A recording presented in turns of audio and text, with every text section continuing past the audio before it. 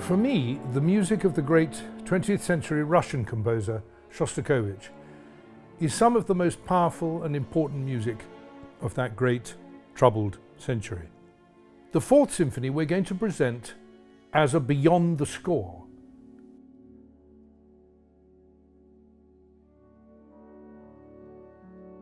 The idea of nearly every beyond the score is that in the first half you experience fragments of the music with words, with images from the time, which create, if you like, together a kind of audiovisual echo chamber in which we can, even if we're not historians or we're not terribly well informed about this time, we very quickly become sensitized, we become fascinated by and involved in the particular period and the particular place when this particular piece of music was being created.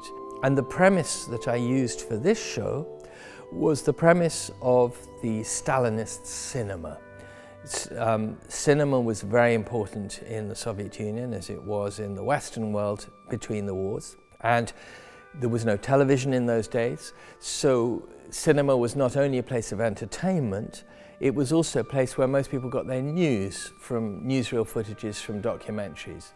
The Stalinist period, especially in the 1930s, saw the construction of enormous cinemas seating 2,000, 3,000, 4,000 people, projecting images onto vast screens. The whole idea is to, again, to create a mass experience and to make each individual feel very small. So I thought we can't really produce the effect of a Stalinist cinema in the Bridgewater Hall, but we can have a go at it. The emotion in this music is enormous.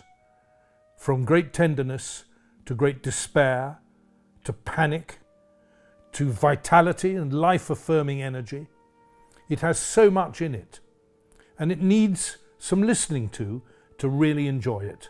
So that's why we thought we'd present it in this way, so that if you come to the first part, you will hear a great deal of the music and have it explained and laid out for you.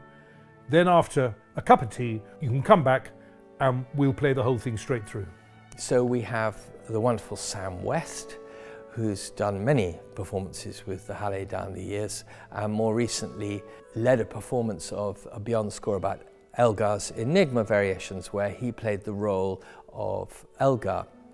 And we're using the same two actors who played Elgar's friends, Rob Pickavants from Leeds and Tamsin Griffin from London. And there, in the Elgar, they played specific characters. Here, they don't play specific characters. What they create is a kind of, if you like, a tissue or a mosaic of voices from the crowd. Like, you imagine one of those photographs of those great big rallies in Red Square with tanks going past and people cheering and waving flags and so on. What I wanted to do in this show was to create the effect of people calling out from the crowd with their ideas, and this wonderful team of three actors will do exactly that. This is music that demands to be heard, to be loved. And I hope if you're in any way interested in music of this period in Russia, you will find the time to come on a Saturday night and hear us try and live up to it.